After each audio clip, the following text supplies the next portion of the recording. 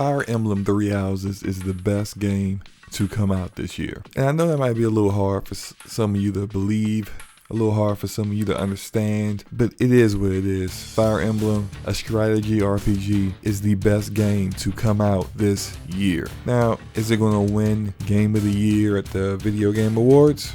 Probably not. Probably not going to win. But it is indeed the best game coming out this year. It wouldn't win the Video Game Awards because it's just not hyped up enough. It has a very small, dedicated community, but it's not a game like Gears. It's not a game backed by a major, popular developer like Kojima with Death Stranding.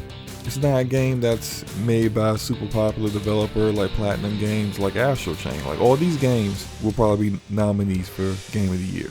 Probably add in Capcom's Resident Evil 2 remake in there, sure.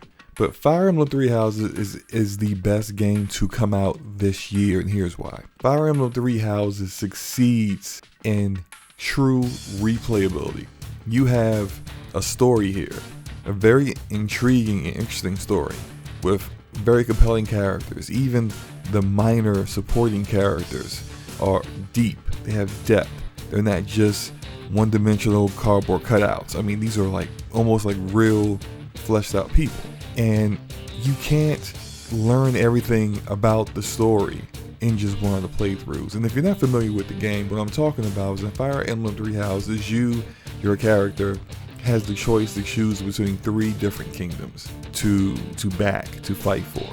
And your character is so powerful, your character is such an influence on this world that you can shape the way the story goes. So the house that you choose then becomes the dominant house.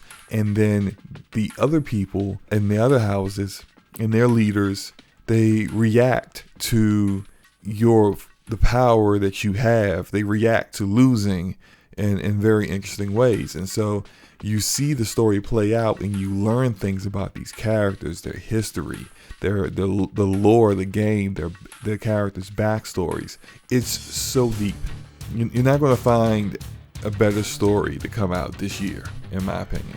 And it literally has 4 different playthroughs that all provide a very different slant, a very different perspective that you would not have gotten if you didn't play it. And that's something you just don't get anywhere else in any other game that has come out this year. Now, yeah, so the Nintendo Switch, and it's exclusive to the Nintendo Switch. And yeah, it has some frame rate issues. Those things I not only readily admit now, but I admitted it when I first did my impressions video of the game back in July. But what I didn't understand about this game back in July is just how deep the game gets in its story in the world and really investing you into the storylines. I've had really interesting conversations with friends about this game, about certain characters and why they made certain decisions that I personally don't agree with, but maybe someone else agrees with it. Really passionate debates and conversations, and that's what, that's kind of part of what gaming is about. That's what you want out of a role-playing game, at the very least.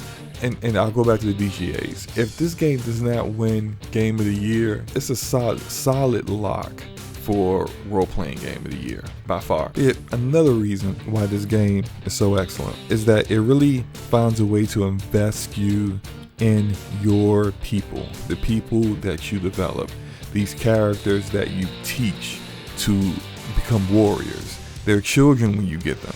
And then over time, you start to teach them the best abilities that would make them the best warriors on the battlefield, or just simply the abilities that you need of them to really flesh out your force or your little mini army that you have. And you get so invested that it becomes so serious. Like, this game has permadeath. So if you're not careful, the character that you spent so much time teaching how to fight with an axe, or you spend so much time teaching how to ride a horse so they could be on an armored horseback, during battle, or teaching them how to fight with a wyvern flying through the air. If this character dies, that's it. I mean, all that work you put into that character is gone. And that investment, and yet that's not unique to Fire Emblem. You can see that in XCOM, you can see that in many other strategy RPG games,